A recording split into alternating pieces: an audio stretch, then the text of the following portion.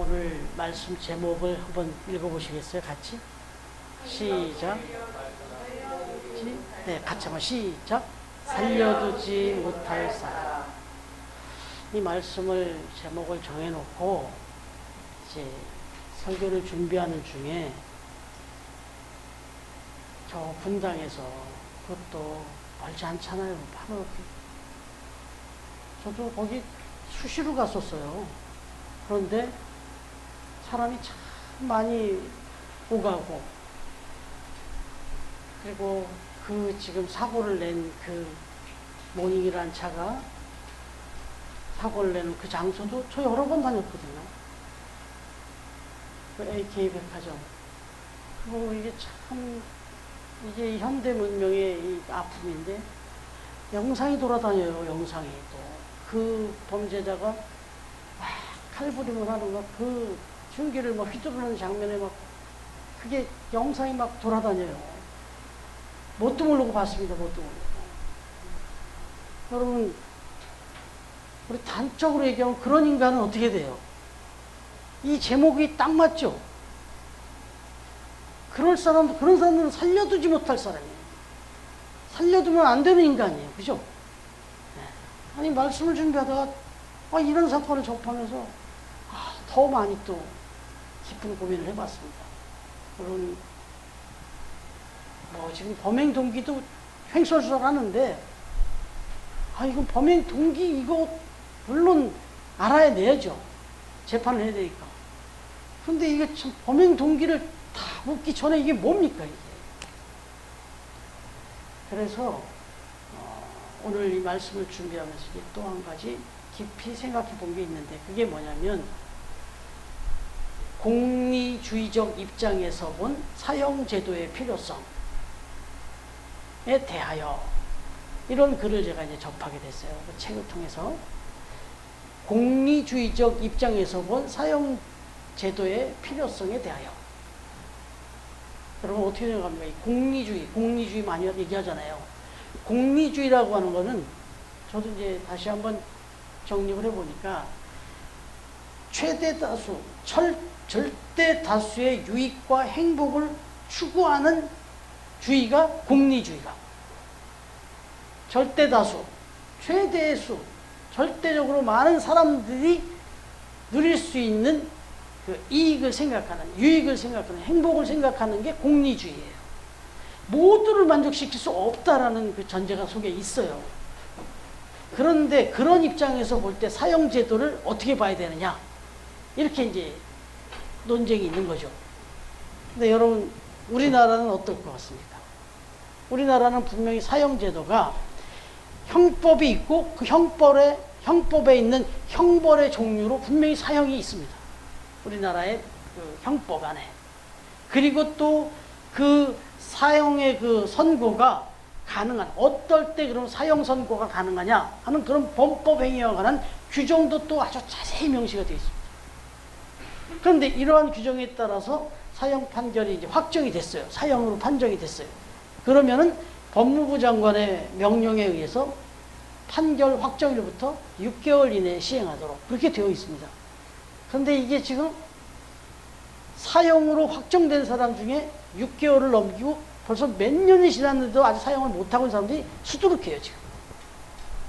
이게 왜 이러냐면 사회적 합의가 안 이루어졌어요. 사회적으로 아직도 여전히 찬반이 아주 팽팽해요. 여전히 찬반론이 팽팽합니다. 이제 한번 이 말씀 나누는 중에 여러분들도 어떤 마음인지 한번 생각해 보시면 좋겠는데, 먼저 사형은 반드시 있어야 되고 반드시 그렇게 집행돼야 된다라고 하는 찬성론자들의 그 의견을 조금 정리해 놨는데, 첫 번째가 뭐냐면, 누구나 인간은 생존 본능을 가지고 있다. 사람을 죽인 그 살인자조차도 생존 본능을 가지고 있다는 거예요. 그렇게 볼 때, 그리고 모든 사람들에게 경종을 울릴 수 있는 방법은 사형제도다, 이렇게 얘기하는 거예요. 다시 말하면, 누구를 해치고 누구를 죽이면 너도 그렇게 죽는다는 거를 꼭 보여줘야 된다는 거예요. 그러므로 인해서 그 흉악한 범죄자도 생존 본능은 있는 거예요. 그런 정말 파렴치하고 짐승만도 못한 인간이 남을 그렇게 죽이면서도 자기는 살고 싶은 본능이 있다는 거예요. 그러니까 그런 본능, 모든 절대 다수가 다 그 본능을 가지고 있으니까 사형제도를 둬야만 그나마 이 사람들이 누굴 죽이고 누구 해치려고 하다가도 내가 그러다 나도 죽지, 이 생각을 가져서 범죄를 안 저지르게 된다. 그러니까 사형제도 있어야 된다. 이게 이제 사형제도의 찬성론자들의 첫 번째 이유예요. 두 번째는 형벌의 본질이라는 것은 응보에 있잖아요. 네가 이만큼 손해를 끼쳤으면 너도 그만큼 당해야 된다 하는, 이게 형벌의 어떤 응보의 원칙이란 말이에요. 그래야 이게 정의인 거예요. 이 정의적인 법적 정의론으로 봐도 그만한 사람을 죽이는 그런 정도의 범죄를 한 사람은 똑같이 그런 범죄를 당해야 된다. 그러니까 이게 정의다, 공평이다 이게.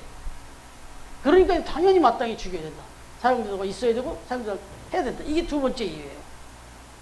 그 다음에 세 번째는 뭐냐면, 그런 흉악한 사람을, 생명을 죽일 만큼 흉악한 그런 사람은 이 사회에서 영구히 분리시켜야 된다. 근데 그 영구히 분리시키는 방법 중에 가장 효율적인 방법은 사형이다. 이렇게 보는 겁니다. 아주 다 합리적인 얘기들이에요. 그래서 이게 팽팽한 거예요. 그 다음에 마지막 네 번째는 가장 중요하신 여러분들, 이게 첫 번째하고 똑같은데 이번에 거꾸로 인간 생명 중시의 당위성을 생각할 때도 사형제도를 시행하는 것이 잠정적 살인자들의 생명 경시 형태를 경고를 주고 또 생명 경시 성향을 위축시킴으로써 생명 중시의 현실성을 더 높일 수 있다. 이런 결론이에요. 이거 이렇게 한번 생각해 보시고, 그 다음에 반면에 사형제도는 폐지돼야 된다 하는 이 반대론자들의 의견을 또 한번 좀 말씀드려보면, 첫 번째가 뭐냐, 중요한 논리적 근거는 바로 인간 생명은 불가침이다. 인간이 인간의 생명을 해할 수는 없다. 어떤 인간도 저 사람을 죽여야 된다는 권리는 없다는 거예요. 생명의 어떤 간의 불가침. 그래서 이게 이제 또 우리 헌법에 있어요. 인간으로서의 존엄과 가치에 관한 헌법 제10조의 전제가 되는 생명권을 침해하는 사형제도는 거꾸로 헌법 이념에 또 이게 모순이 된다. 이렇게 된 거예요. 이걸 첫 번째로 들어요. 그리고 두 번째로, 그러면 사형제도가 사형을 찬성하는 사람들의 그 주장처럼 정말 그러면 사형제도를 통해서 많은 사람들이 경각심을 줘가지고 그러면 범죄, 사형에 해당할 만한 그런 중대 범죄가 줄어들 것이냐? 아니다 이거예요. 그러면서 사례를 들면서, 미국의 사례를 들면서 50몇 개가 넘잖아요, 주가. 근데 그 중에 이 사형제도가 없는 주가 12개 주라네요. 지금은 또 좀 변화가 좀 있는데. 그리고 사형제도를 찬성하는 주가 더 많아요. 그런데 두 그룹으로 나눠서 사형제도가 없는 주가 사형제도가 있는 주보다 범죄율이 더 높냐? 아니라는 거예요. 거의 똑같거나 더 낮대요. 뭐 큰 의미가 없다는 게, 논리적으로 그게 무슨 사형제도가 이 범죄를 경각심을 주고 낮춘다는 건 아무 의미가 없다. 이런 이제 주장이에요. 그리고 세 번째는 사회방위와 공리 목적을 사형이 아닌 다른 방법으로 할 수 있다. 영구적으로, 물리적으로 완전히 분리를 시켜버리고 딱 할 수 있는 방법은 종신형이 있다. 다만 그 종신형을 최대한 보완해서 중간에 감형이 된다든지 뭔가 이렇게 이런 것만 없애면 된다. 이런 얘기예요. 그런데 이들이 마지막으로 결론을 내는 게 뭐냐면, 이 사형제도는 피해자의 구제에 대한 효과는 별로 없고, 이미 피해를 입은 사람을 구제하는 데는 별로 의미 없고, 뭐 그게 하나의 심리적 위로가 될 수는 모르겠지만 오직 복수심만을 충족시켜주는 것에 불과할 수 있다. 그래서 이런 그 사형제도의 판결은 매우 원시적인 형벌이다. 이렇게 이제 주장을 하면서 반대를 해요. 이렇게 두 가지 오늘 말씀드렸는데 여러분들은 어떻게 생각하십니까? 이 얘기도 맞는 것 같고 저 얘기도 맞는 것 같지 않습니까? 저도 그랬거든요. 저도. 그런데 그러면 우리 기독교적 입장, 종교계의 입장은 어떨까요? 다 후반부에 두 번째 거예요. 왜? 우리는 분명히 있잖아요. 생명권은 하나님께 있으니까. 그런데 여기서 이제 우리가 하나 생각해야 될 게 있는데, 그동안 사용제도가 그럼 이렇게 준법 정신에 맞게만 사용이 됐느냐? 이 반대론자들이 이걸 많이 또 거론하는 거예요, 사실은. 뭐냐면 악용된 사례가 너무 많다는 겁니다. 사형제도가 악용된 경우가 훨씬 많다는 거예요. 특히나 독재 정권 하에서. 지금도 전 세계에 독재를 하고 있는 많은 그 독재자들은 이 사형제도를 어마어마하게 악용하고 있습니다. 아시잖아요. 일종의 숙청의 도구로 쓰잖아요. 숙청의 도구로. 그냥 죽이지 않아요. 죄를 씌워서 죽여요. 그죠? 그냥 죽이면 그 테러죠. 그런데 죄를 씌워서 죽인다고. 무슨 죄? 사형에 처하는 거예요. 근데 그 사형에 처하는 게 보면 뒤집어 씌우는 거예요, 죄를. 죄를 뒤집어 씌워갖고 죽여버리는 거예요. 정적 제거, 숙청. 지금 지구상에서 아마 가장 완벽하게 그 짓을 하고 있는 데가 북한이죠, 북한. 좀 빨리 좀 무너져야 돼요, 저 정권은. 지금 계속해서 숙청되어 나가고 있습니다. 전 그렇게 기도하고 있습니다. 북한하고 대한민국에서 기도하는데, 특히나 북한에 대해서는 정말 뭐 통일부 뭐 여기 여론 이런 걸 다 떠나서 저는 저 빨리 무너져야 된다고 생각해요. 그러면 또 얼마나 혼란이 오겠어요. 그러나 그런 의미가 아니라 저 빨리 멈춰줘야 돼요.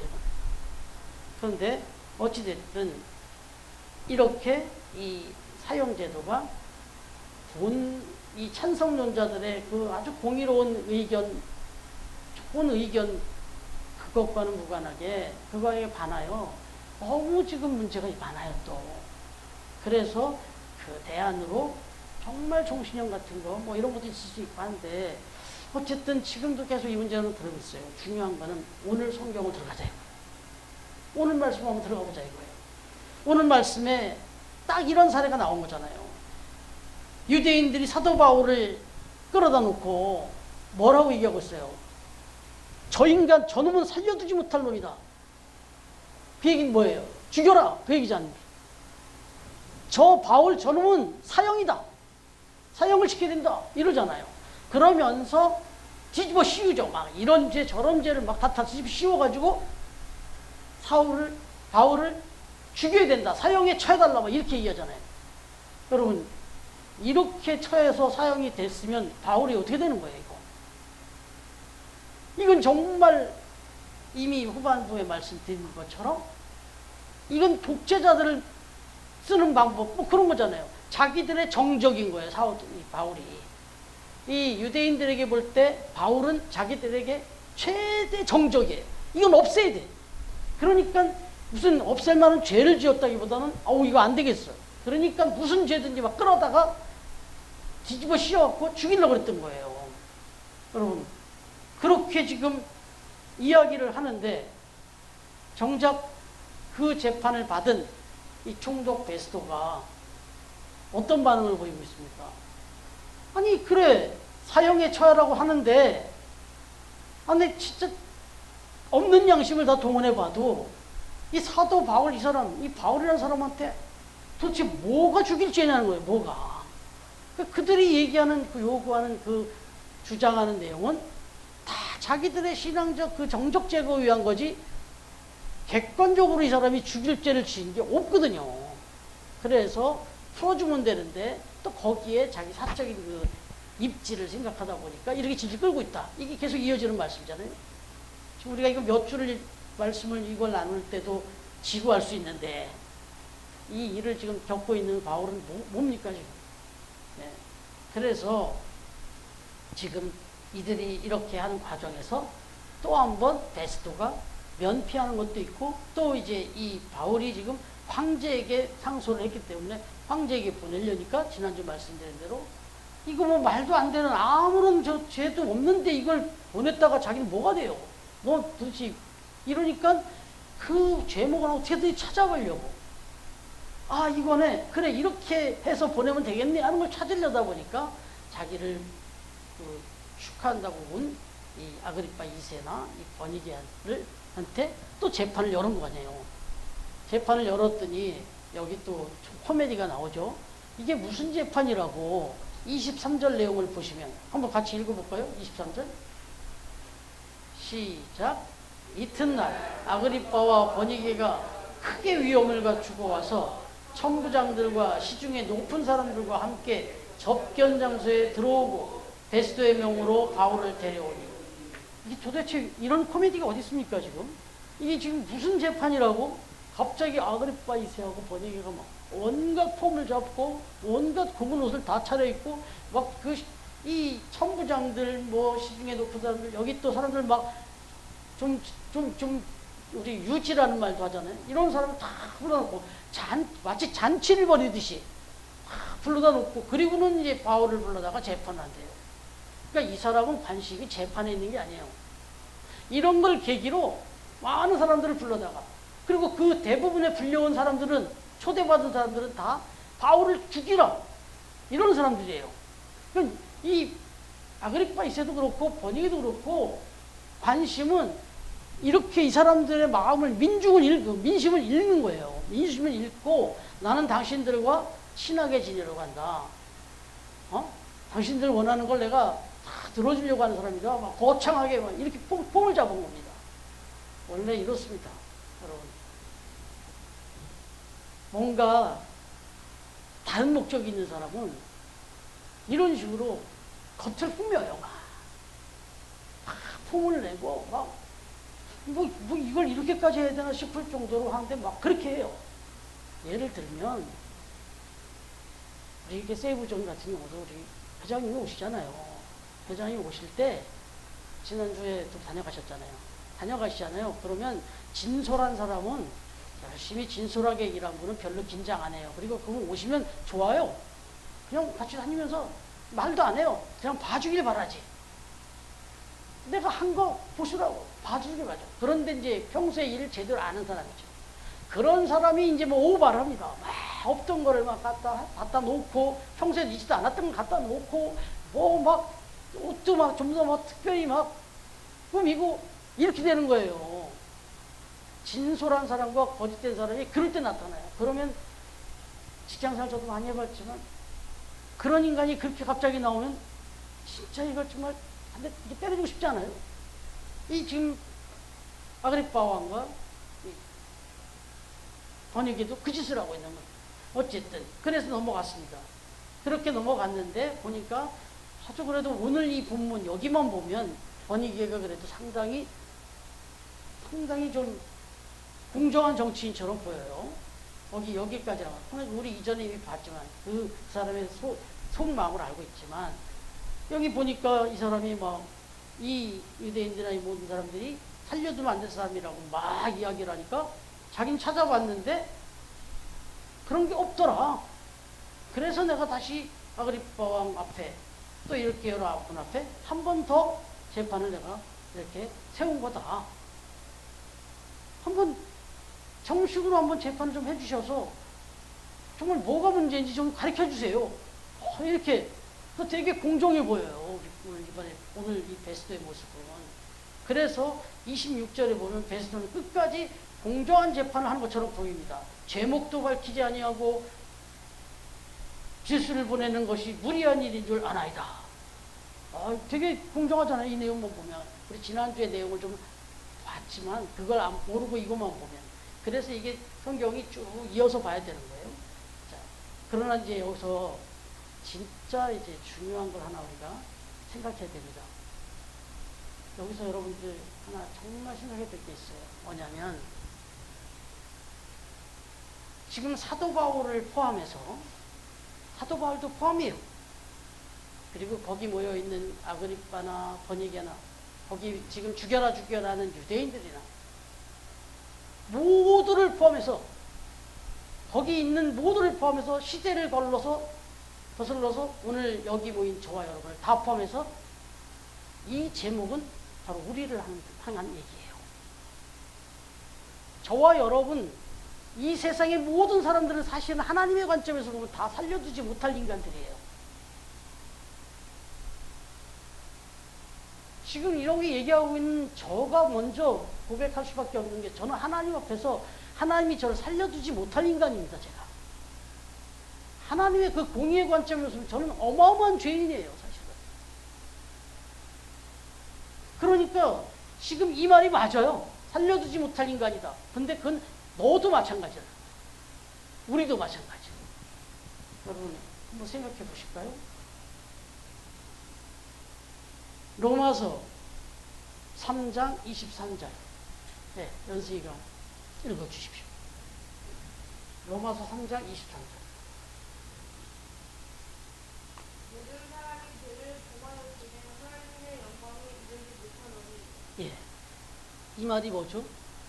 이 지구상에 이미 죽어간 사람, 지금 살고 있는 우리, 앞으로 태어날 모든 인간은 이미 죄의 유전자를 가지고 태어났고 그렇게 살다 죽었어요.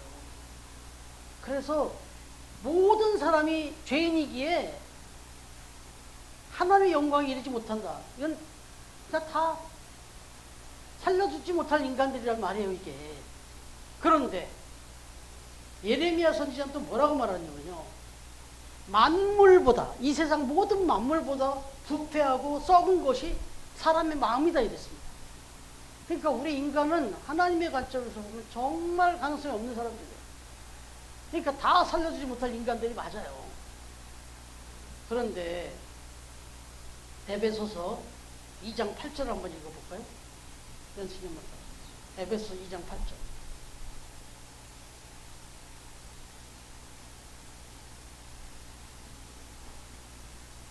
에베소서 2장 8절. 너희는 그 은혜에 의하여 믿음으로 말미암아 구원을 받았으니 이것은 너희에게서 난 것이 아니요 하나님의 선물이라. 예.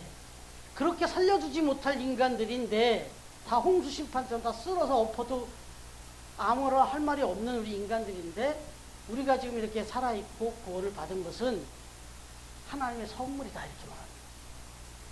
그럼 제가 또 하나 좀 여쭤봐야 되는데 지금 우리 영상을 이렇게 틀어드릴 때 우리 처음 만나에 소개됐던 내용 중에 이제 하나씩 제가 틀어드리고 있잖아요. 그동안에 이제 다른 걸 쭉 했는데 이제 다른 걸 다 찾아봐도 마땅치가 않아요. 근데 생각해보니까 우리 처음 만나의 그 칼럼이나 영상이 내용이 정말 좋아요. 근데 제가 설교를 준비하면서 또 생각나는 이건 참 좋다.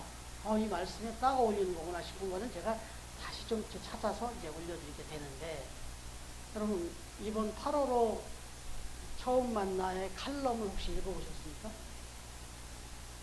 8월호 칼럼 제가 쓴 거 혹시 읽어보신 분 계세요? 네. 네. 읽어보신 분 네. 제가 다시 말씀드릴게요. 오늘 말씀과 관련해서 꼭 읽어보십시오. 제가 요한복음을 강의할 때 했는데 우선 몇 년 지났기 때문에 기억 안 나실 텐데 그 얘기를 잠깐 조금 해드릴게요. 거기에 나와 있는 내용이 뭐냐면 우리 살아가는 우리 인생의 특히 도시의 특징은 아파트다. 그죠? 도시의 특징은 아파트다. 근데 그 아파트의 형태가 특징이 다 똑같은 위치에 성냥가처럼 똑같은 집이 똑같이 있으면서 똑같은 위치에 똑같이 싱크대에 우리는 흘러가고 있고 똑같이 화장실 물이 흘러가고 있다. 그래서 그 멋진 기가 막힌 이름의 아파트도 그리고 그 화려한 아파트도 그 우리 집 한쪽 벽면 쪽에서 지금 뭐가 흘러가고 있느냐. 저 윗집에 오물들이 지금 다 흘러가고 있다. 그럼 나는 우리 집은 또 밑으로 정말 더럽고 추한 물들이 밑으로 다 내려오고 있다. 그러면 지금 이렇게 멋있게 아주 꾸며놓은 아름다운 이름도 멋진 그런 아파트에 우리가 살고 있지만 우린 지금 어디서 살고 있는 거예요? 오늘도 지금 계속 우리 경수로는 똥물과 오물이 계속 그러고 있는 거예요. 이게 지금 식사 전에 죄송한데 그런 데서 우리가 살고 있는 겁니다. 그죠? 그런데 중요한 거는 그게 만약에 그대로 눈에 보이고 그대로 만약에 냄새가 났으면 우리 못 살아요. 근데 그거를 다 가려주는 방식이 있는데 그게 관이에요, 관. 그 관을 타고 흐르기 때문에 그걸로 막아졌기 때문에 안 보이고 냄새가 안 나는 거예요. 그러니까 저와 여러분이 정말 이렇게 살아가고 있는데 우리의 그 적나라한 모습이 다 드러나면요. 지금 오늘 이 시점만 해도 저와 여러분의 생활의 삶의 모습이 그대로 적나라하게 드러나면 하루도 못 삽니다. 심지어는 남편하고도 못 살아요. 아내하고도 못 살고. 근데 이게 가려지니까. 그리고 그 말씀의 뒷부분은 뭐냐면 결국 그게 또 흘러가지고 어디로 가죠? 흐르고 흘러가지고 저 밑에 하수 종말 처리장으로 간다고. 그럼 거기서 이게 다시 한번 뒤집어 엎어지면서 갈아 엎어져서 거기에 또 준비된 그 모든 그런 것들이 들어가서 그걸 씻어낸단 말이에요. 정화시킨단 말이에요. 그래서 그게 다시 생명수로 돌아옵니다. 이 얘기를 거기서 오는 거예요.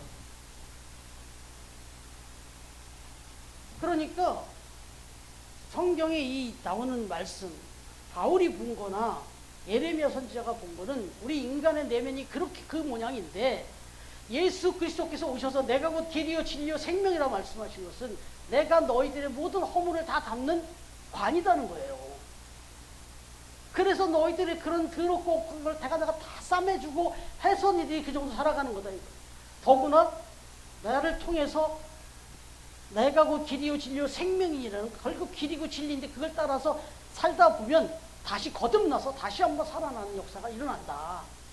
이게 그 메시지인 겁니다. 그래서 우리는 예수 그리스도를 붙잡고 그 믿음 안에 사는 거예요. 그 관은 길어요. 답답해요. 신앙 안에서 하나님이 하지 마라 하라 하는 거 따라 살려면 얼마나 힘들어요. 근데 그렇게 살아보면 그 삶이 냄새가 안 나고 정화가 되고 이렇게 될 수 있다는 겁니다. 그러니까 우리는 길과 진리 대신 생명 대신 예수님을 믿고 살며 살아야 된다. 근데 그게 뭐라고요? 선물이라고. 그래서 이게 복음이라는 거예요. 여러분, 우리는 그렇게 그 하나님의 큰 사랑, 섭리 가운데 오늘도 살아가는 겁니다. 그래서 우리도 다 사실은 이 말씀을 보면 너무나 억울한 누명이기도 하고 저런 말을 하는 그놈들이 살려두지 못할 인간이지만 크게 우리가 받아들여야 될 건 나도 살려두지 못할 인간이다. 그런데 하나님께서 우리를 이렇게 해줬다. 이 생각을 하셔야 된다. 그래서 내가 살았다. 내가 한 건 없다. 여러분 어느 날 언젠가 서울 모 동네 다세대 주택에서 화재가 났어요. 한밤중에. 화재가 밤중에 났는데 이게 뉴스에 났던 건데 그런데 순식간에 막 타올라 버린 거 아니에요. 그래갖고 신고가 들어가서 119가 막 빨리 출발을 했어요. 출발을 했는데도 이미 막 어마어마하게 탄 거죠. 그래서 결국은 그 상황 속에서도 이 구조를 해야 되니까. 근데 막 다른 사람들이 그래도 다행히 다 뛰어나왔어요. 그렇게 높은 아파트도 아니고. 그러니까 다 뛰어나왔는데, 아니, 저 옆에 아무 집에, 그 외토 집에 그 엄마하고 아기가 사는데, 거기 나온 걸 못 봤다 이거예요, 동네 사람들이. 이러니까 이제 소방대원들이 막 들어갔대요. 들어가서 진압을 하면서 불을 끄면서 찾았는데, 결국은 이제 다 찾았다 싶었는데, 보니까 울음소리가 나더라네. 애기 울음소리가 나더라는 거예요. 잿더미가 된 곳에서. 그래갖고 울음소리 찾아 가보니까 거기가 화장실이더래요. 근데 그 화장실에 엄마는 들어 엎어 넣어가지고 다 타서 완전히 그렇게 죽어 있고 그 엄마가 덮은 거기 그 화장실 변기 안에 애가 들어있더라는 거예요, 애기가. 그러니까 애기를 어떻게든 필사적으로 어디로 빼하다가 화장실로 데려간 거예요. 그래서 변기에다 애를 넣은 거예요, 그냥. 그리고는 그걸 덮은 거예요, 자기가. 그리고는 자기는 그렇게 불타서 하시고 그 아이는 살린 거예요. 여러분, 이게 복음 아닙니까, 복음?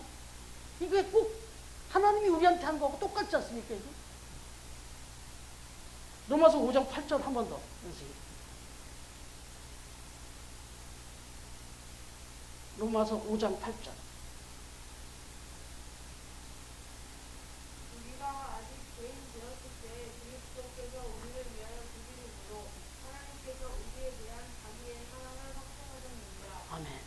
그럼 예수님께서 아까 관이라고 말씀했는데 깨끗한 물만 받아갖고 씻어준 게 아니고 깨끗한 물만을 구원해 준 게 아니고 더럽고 추한 그걸 받으셔갖고 그런 다음에 그걸 다듬어 주고 그 다음에 그걸 씻어내서 생명수로 바꿔주셨다는 거예요. 다시 말하면 우리가 아직 죄인 되었을 때 아직 우리는 죄인인 그 상황일 때 하나님이 예수님을 보내갖고 우리 죄를 다 담당하시고 그 죄값을 자기가 치르시고 십자가에 달려 죽으신 다음에 우리를 의롭다고 해주신 거라는 거예요. 그러니까 우리가 한 게 없어요, 사실은. 그런데 이제는 또 들어오시면 되겠습니까? 그렇게 씻어서 그렇게 해갖고 내보내줘서 생명수로 바꿔줬으면 그럼 이제 깨끗한 물로 살아야지. 그게 이제 우리의 책임인 거지. 깨끗하게 살았기 때문에 우리가 구원받는 게 아니고 구원은 선물로 받은 거예요. 그리고 나서 이제 구원받은 자로서 깨끗하게 살아야 된다. 이 얘기입니다. 정말 저와 여러분은 말 그대로 그 어떤 죄인, 저 지금 서현역에서 범죄를 저지른 저놈도 나쁜 놈이고 살려주지 못하는 인간 맞는데 한 걸음 더 나가면 나도 하나님 앞에서는 살려주지 못하는 인간이다. 그런데 예수 그리스도에서 내가 구원을 받아서 이제 이렇게 살아가게 됐으니까 더 하나님의 자녀답게 살아야 된다. 이걸 우리가 오늘 말씀 중에서 받아야 된다. 이거죠. 그리고 그렇게 이 복음을 받은 우리로서는 또 살려주지 못한 인간들이 우리 도처에 쫙 깔려있어요, 지금. 그 사람들을 살려내는 일을 우리가 하는 것이 하나님 앞에 살림을 받은 자의 마땅한 도리다. 그래서 복음을 전해야 되고, 전도를 해야 되고, 구원을 해야 되는 거죠. 우리 처음 가족들은 바로 이 복음 안에서 하나님 앞에 정결하게 살아가는 복된 가족들 되기를 주님의 이름으로 축원합니다.